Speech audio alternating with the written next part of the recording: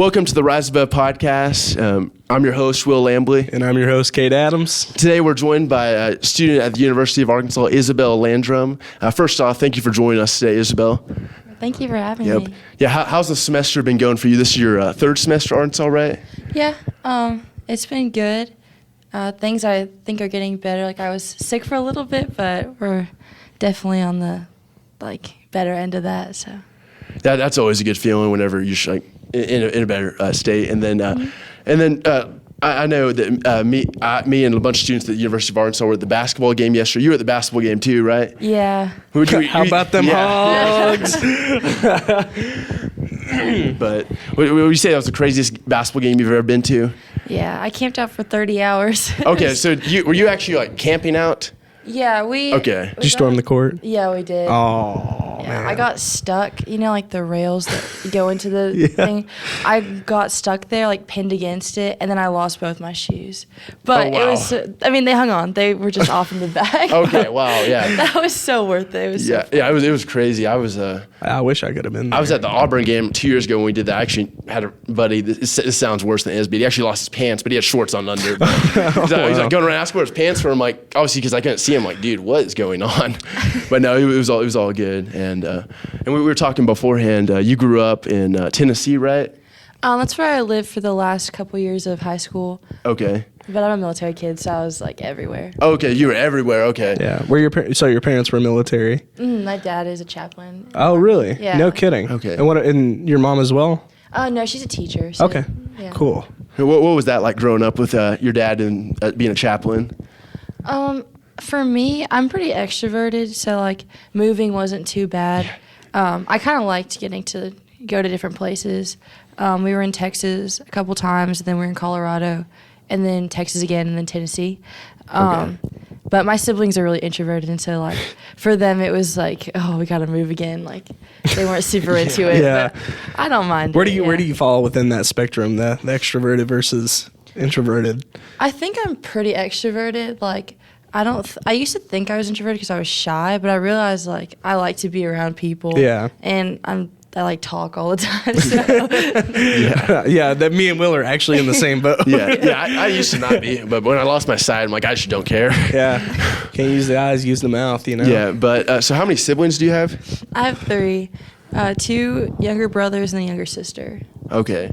And then as you were always moving around different areas, would you say that kind of forced you to be more extroverted? Yeah, I think so. I had to learn how to start talking to people, start conversations. I was the kind of person in elementary school and middle school would be too scared to go to the McDonald's and get ask for a ketchup packet. I was so scared of everything. And then I was I don't want to do that anymore.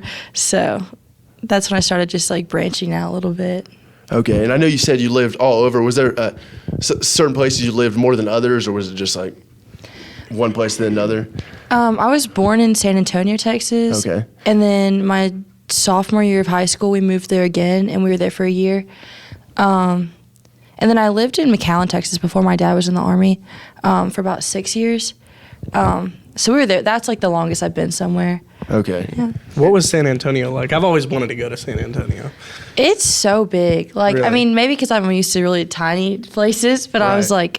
I learned to drive there, and getting on the highway, I think when I barely knew how to drive, my dad's yeah, just get on this ramp right here. I was I actually can't. That's how it was when I moved to Dallas. Yeah. It's just from small town to big city is insane.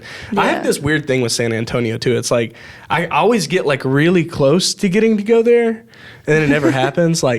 I remember spring break of my sophomore year of high school, COVID hit, and we were supposed to go to San Antonio, and we didn't go to San Antonio because they shut down. They were one of the cities to shut down. And then this year, I had a trip down there, flying down there, and I flew down there and landed at this private airport just outside of San Antonio, and I'm I didn't even really get to see all of it. So yeah, that's on the bucket list, is going to San Antonio. So I'm jealous. I'm jealous.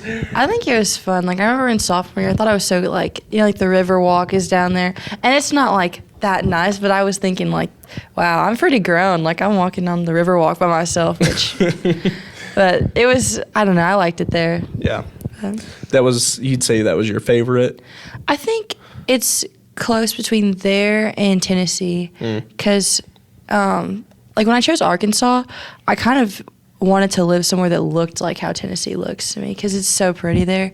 So that was one of the reasons that I came to Fayetteville. Yeah, It's get so, to keep the mountains. Yeah, then and like just how green it is, and like the having seasons because Right. San Antonio does not have seasons. Yeah, it's just So- hot and humid year round. Yep. Yeah, and as you were moving around, would you say that kind of like helped you like with like just like change in general in life? Like, did it like were you the kind of person that like did not like moving a lot, or like did it kind of like help like you like with change in general? Yeah, I think that I became really resilient when it came to that. Like, nothing really like phases me. I think like finding out that I was going to move again when I was in freshman year of high school, like I didn't necessarily want to, but I also wasn't like really torn up about it. Like, I was like, okay, well, here's like the next thing that we're doing.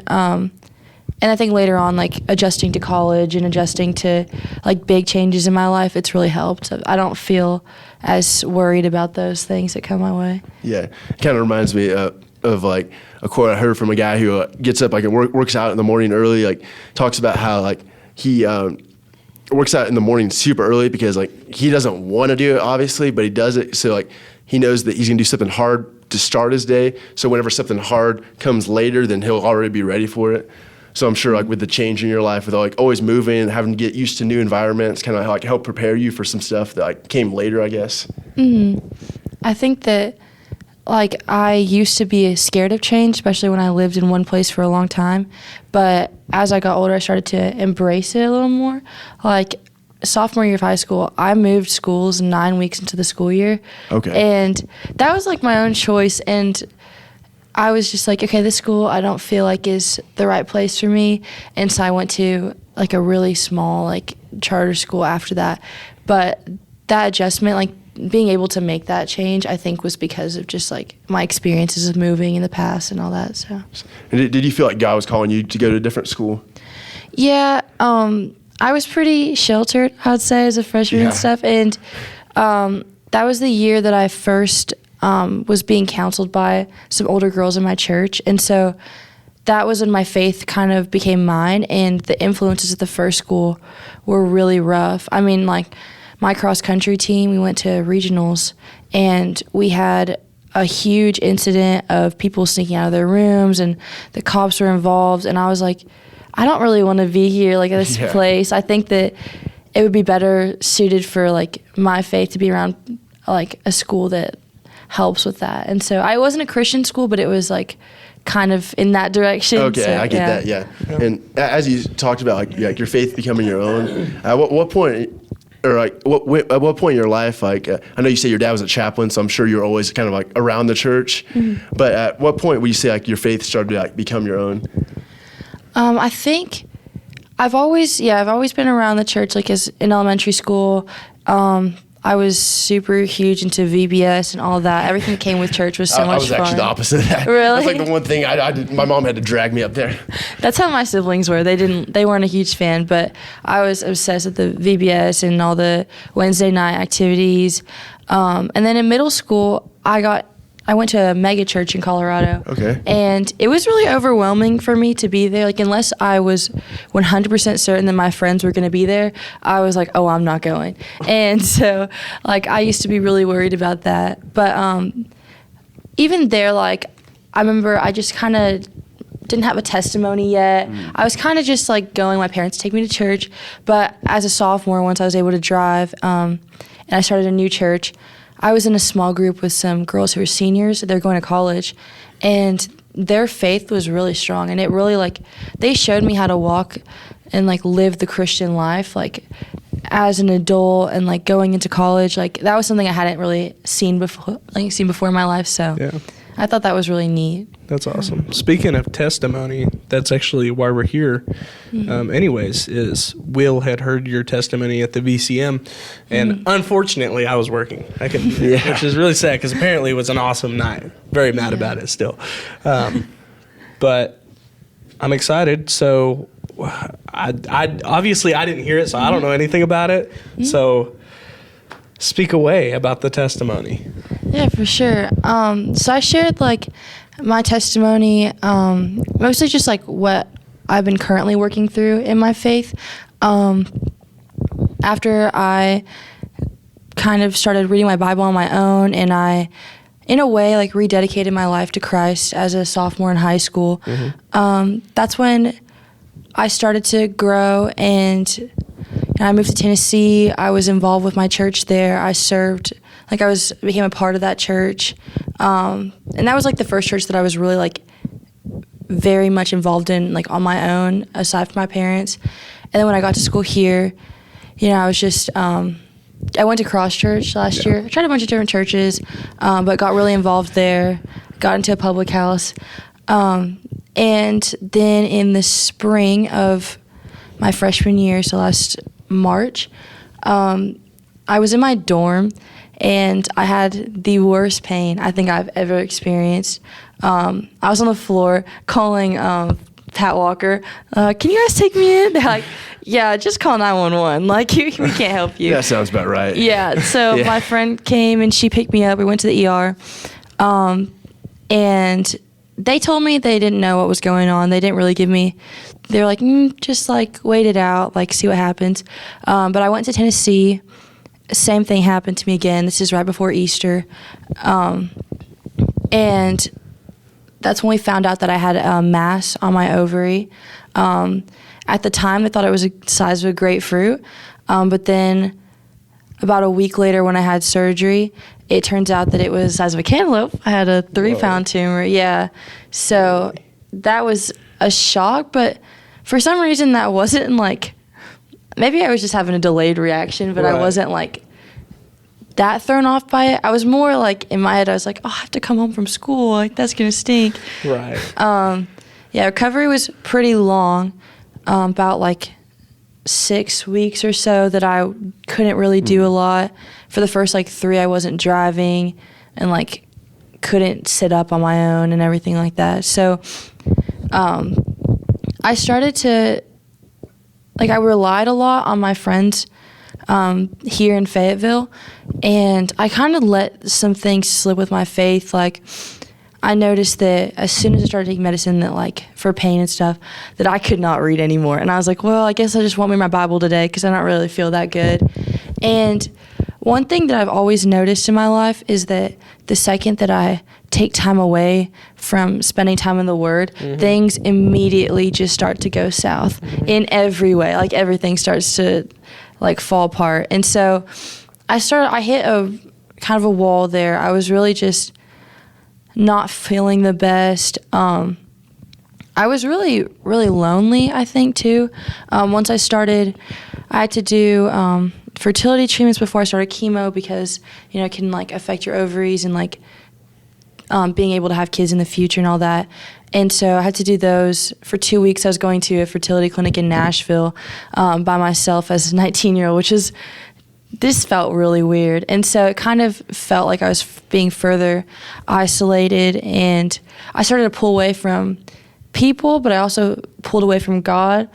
And I kind of let myself sink into this pit of like just being sad and miserable about what was going on.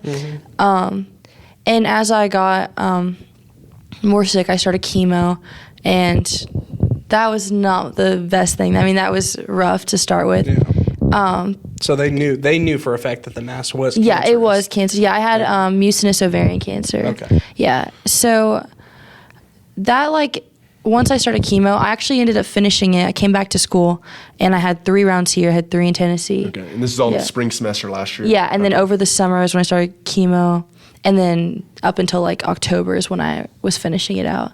Okay. And I think there was a little turning point in the summer. I was in my room. My mom had taped up a Bible verse on my door, and I didn't even read it for like a couple days. It just stayed there because I was really doing nothing. And it was a verse in Lamentations, and I don't have it memorized because it's like the full chapter, but it was just it really spoke to me. I was like reading that over and over again, like how God doesn't want us to suffer. It's not his desire. And I questioned at this time, like, his plan for my life. I felt like my dream was always to have a family and, go to school and go to occupational therapy school and all that.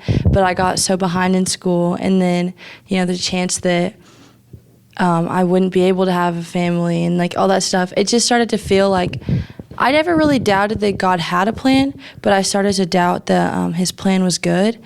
And that's like, I think that was, for me, my faith struggled the most.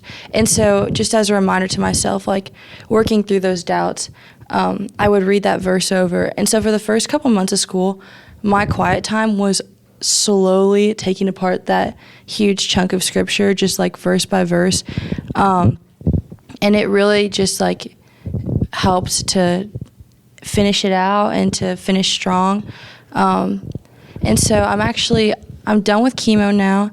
I'm not sure like 100% that I can say that I'm like in remission, but my final scans are in December. And so I think that whatever happens, it'll be okay. But that's where I think it's where I'm at right now, is that I trust in God. He pulled me through it, and I had my doubts, but he's good, and he always, like, his plan is always good. Yeah. And that's, you see, it's so funny that Satan doesn't give up on Christians even after we're saved. Like, I love what you said about, okay, I don't doubt that God has a plan, but is God's plan really good? And it's like, he uses our faith against us. You know what I mean? It's like, yeah, sure, God has a plan, but is it really, is it really for you? Yeah. And it's like, common sense is, yes, it is. But that voice in the back of your head is like, nah, man. And it drives me up a wall and stuff like that. Like, man, I wish I'm ready to kick Satan's butt. Yeah. You know what I mean? Yeah. I also love what you said about how, and I felt the same way when I started losing my sight.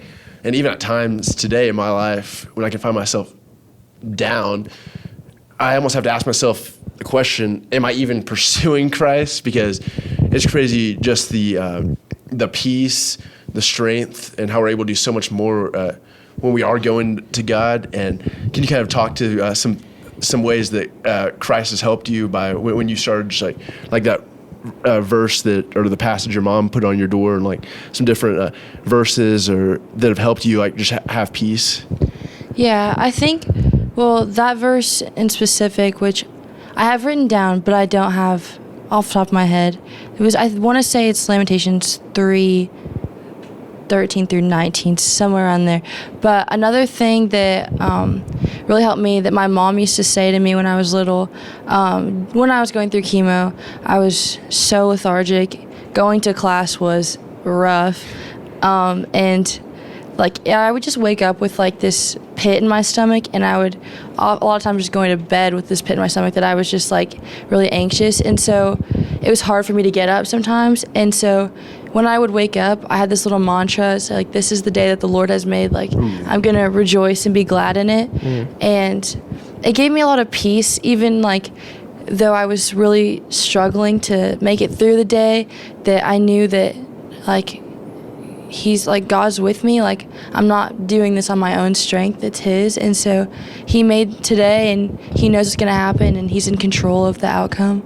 Yeah, that's awesome. And it reminds me of a verse I always mention in every podcast, in Proverbs 3:5-6, which talks about when we trust in the Lord that like, we're not always going to be able to like see everything in front of us, but what we can know is that we trust in the Lord, lean not on our own understandings, acknowledge him in all our ways, he will make our path straight. And it's crazy like how blurry life can seem at times, but just having that faith the size of a mustard seed, how it can just like change everything, whether it's with our belief, our attitude, our work ethic, and everything.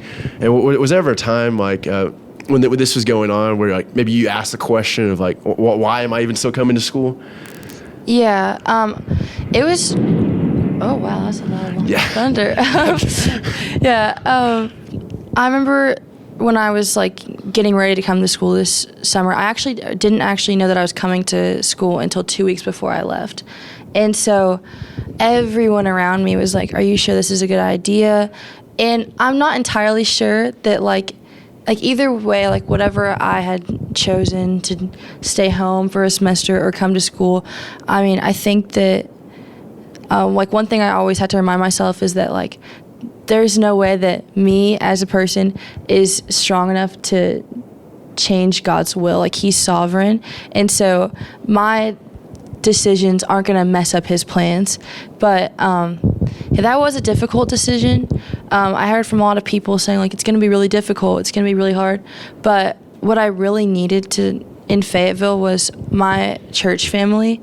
I have a lot more support from the church here than in my hometown, I feel like. Not that my hometown isn't like church isn't supportive, but I also feel like I hadn't been there for a year. Yeah. And so being here, I just like have my public house and I like serve with Cross Church and all that. And so that gives me like a lot of security and my like helps me to grow my faith. And I think that if I had been home, I would have been sick, one, but also just like stagnant in my faith. Yeah, yeah, and it's crazy like when we're going through adverse times, when we're doing it by ourselves, like it seems like the world is falling down. But I'm sure you can testify to this, that whenever you have people around you that really exemplify what it says in Proverbs, what it says a friend loves at all times, but a brother or sister is born for times of adversity, how much easier it is to get through that adversity. It doesn't always mean the adversity is going to go away, but like when you know you have those people. And do you have some examples of how, like you said, the people like Cross have helped you, and there's people in your life at Arkansas?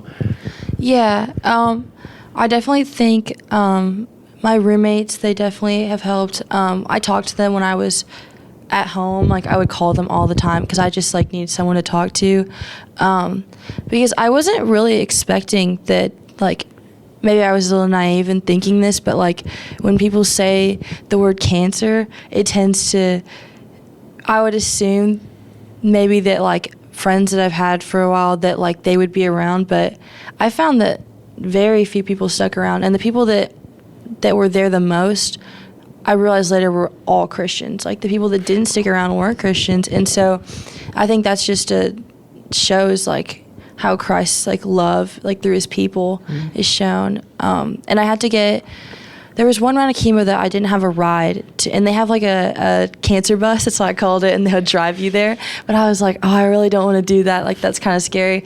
And one of the other leaders in C3 that helps on Dream Team, I just texted her, and at the time I didn't know her very well, and I was like, would you be able to just like drop me off at the oncology place? And she was like, yeah. Well, she ended up staying the full 3 hours there with me, and that wanted to be my longest infusions. It was like 4 hours, and I was just so impressed with just like her like generosity and like kindness in that time to stay with me through all of it. That was just really sweet. Wow. Yeah, that's crazy. I'm sure that just made such a huge impact on you, because a lot of people can like talk the talk and say, oh, I'm always here for you. But like when people actually do that, you're like, wow. Like it probably was just like felt so good to you just know like you have people in your corner that will just do anything for you. And now, as you said that, so in December you'll have your last scans, you said?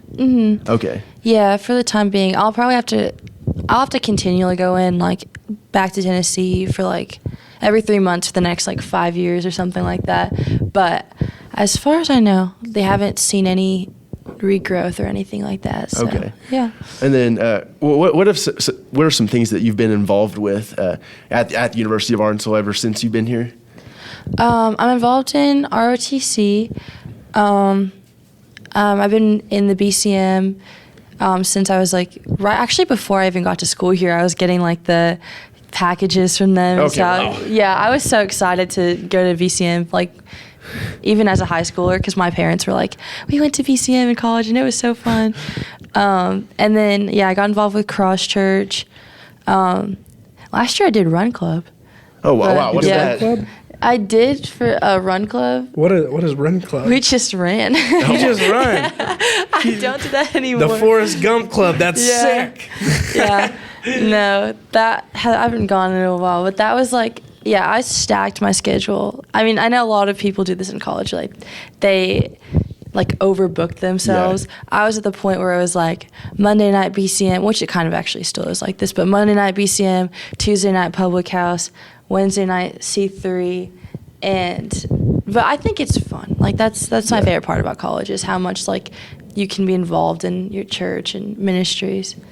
Yeah, that's cool. I think it really shows a lot. Like when you seek opportunity or just ways to get involved. Like maybe some stuff you do like you might not always like at first, but eventually you find enough, and it kind of here's a great example of like how like not just going through life, but like seeking the opportunity and like whenever you find it, like you'll be able to grow through life, and kind of like whenever you're dealing with whenever you're dealing with this trial in your life, were you still able to be involved in all this, or like what would that look like exactly? Yeah, I think trying to think back of like how much I did during like I know some days, especially like the day of chemo and like a couple days after, I usually would just kind of rest, and so I wouldn't go to class or anything like that. I would like try to on like 2 days after, but it was rough because I started to have like severe memory loss from it. Okay. And so like the last 2 rounds of chemo, I have no idea what I was doing like at all those days, but I would still go. I remember I went to me and my little sister, she came to visit, and she's in middle school. And so a couple days after I had chemo, and this was the day I had it, I'm pretty sure, actually. It was on a Wednesday. She came with me to C3, and she went to a service, like, with all the college students, and she just now started going to church with her friends. And that's awesome. Yeah, and so she was, like, really impressed by it. She's like, that was so cool, like, because it is, I think, like, C3 is such an interesting experience, like, having that many college students, like, worshiping Jesus in the same place is just insane to me. And so, yeah, I would still try to go because it really did help me. But, yeah, I would just kind of I'd be sitting down, just observing most of the time. And then I would crash after. But yeah, exactly. And probably really, like, as I know for me, when I started losing my sight, it was probably similar to you. Probably put into perspective, like some stuff that, like, we might take for granted, like how much more I'm sure, like, you appreciated certain things. Was there, like, some things in your life that, like, you've gained a new appreciation for? Yeah, I think this is kind of a weird one, but one of my chemo meds, like, made me really sensitive to cold. So I had to wear socks and grab everything with gloves in the fridge, and I couldn't drink ice water. And so I missed ice so much, and that is so random. But every day I drink something that has that's cold.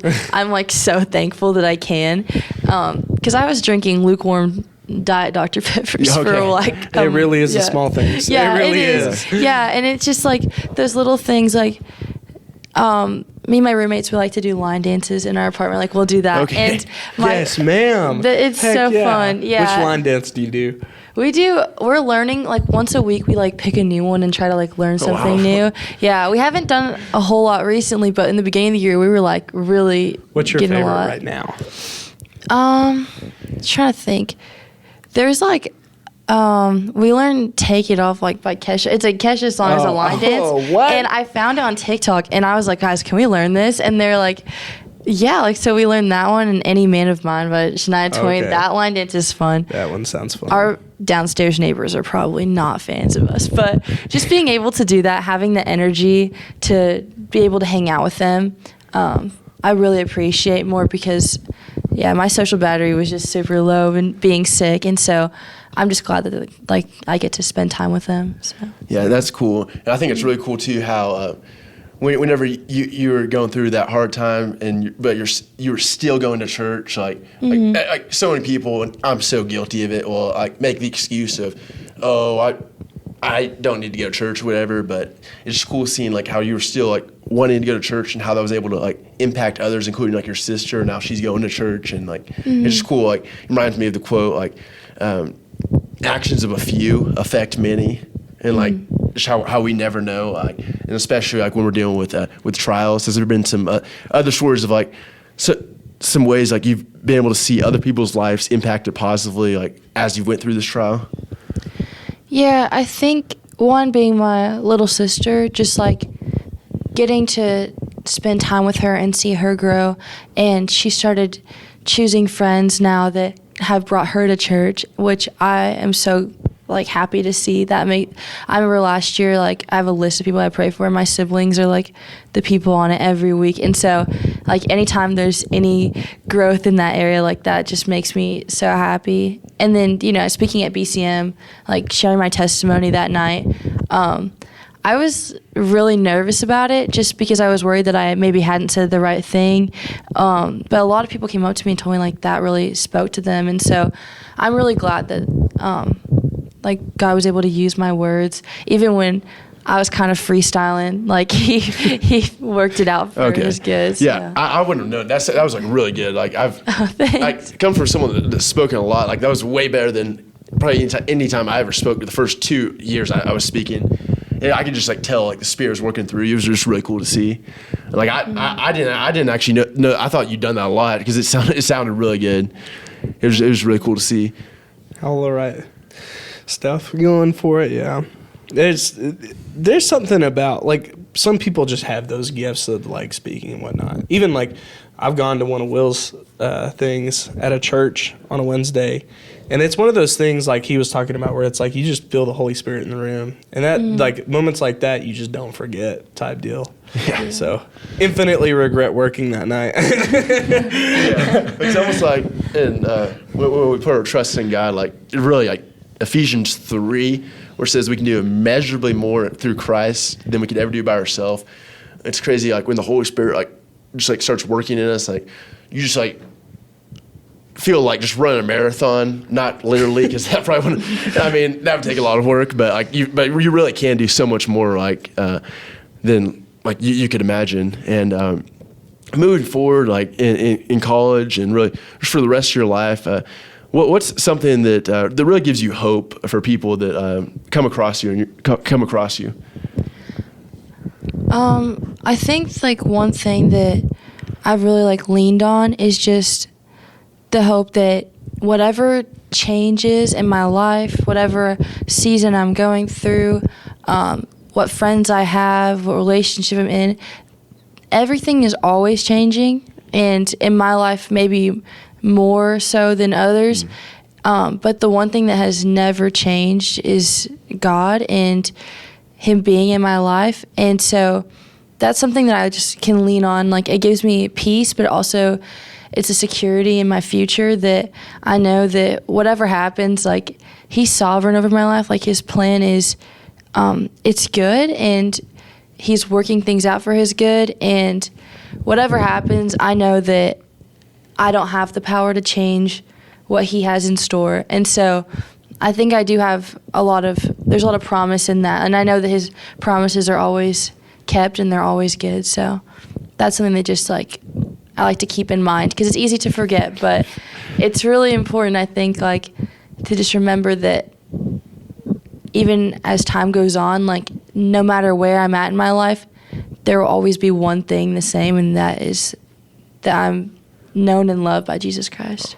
That is such a great reminder for everyone in life. I know that's something that I've asked myself a lot recently, like, man, what does the future look as I have like 2 years left in college? And like, I know me and Cade have talked about him with flying too. Like it can be scary, but right there, what you said is like such a great reminder, knowing that like that God's plan will always prevail. And that when we believe that just gives so much peace that we didn't really think we have. Yeah. And it's like the future, like it can look scary, but that's why it's so important to just remember where we're at and know the one that has a plan for us. As it says in Jeremiah 29:11, for God knows the plans He has for us, plans to prosper, not to harm us, plans for a hope and a future.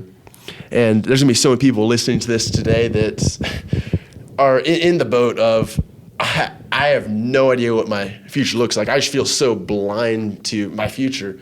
Or maybe it does look good, but there's something else that you're struggling with. And I know through what Isabel said today that you're able to be encouraged and know that, man, God does have a plan for you. And for those that are listening that are struggling, or maybe it's just something small that you don't know why it's happening, what's kind of a message you would have for someone that doesn't really like know where their hope is right now? I I'd say that when you don't know where to turn, or maybe that you're struggling, like I was, the first place I think you should go is to community.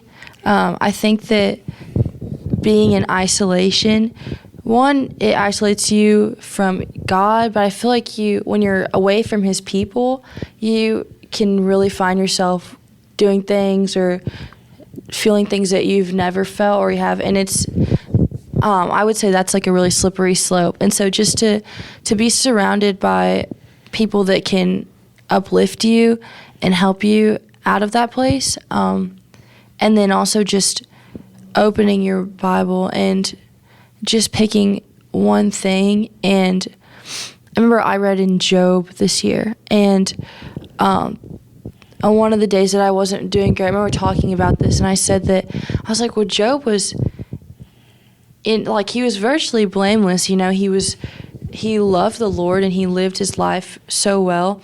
And, you know, he was tested in his faith. And what did he do when all his kids were gone and his land and his cattle? He rejoiced in the Lord. He praised the Lord. And so even when you don't think that you're capable of rejoicing, you know, that's the best time, I think, to lean into the Lord and open your Bible and just give Him some of your day. And I do think that it makes a world of difference. Yeah. I definitely agree with that, because it's like I even notice a change in my attitude day to day when I spend my quiet time. My quiet time is at 5 o'clock in the morning when I'm driving to work. It's I'm sitting in the car. I listen to worship music. Your eyes closed. Yeah, eyes closed on the drive there. 2 hands up. Yeah, for the 2 Lord. hands up. That's actually how I fly too. I wouldn't be surprised.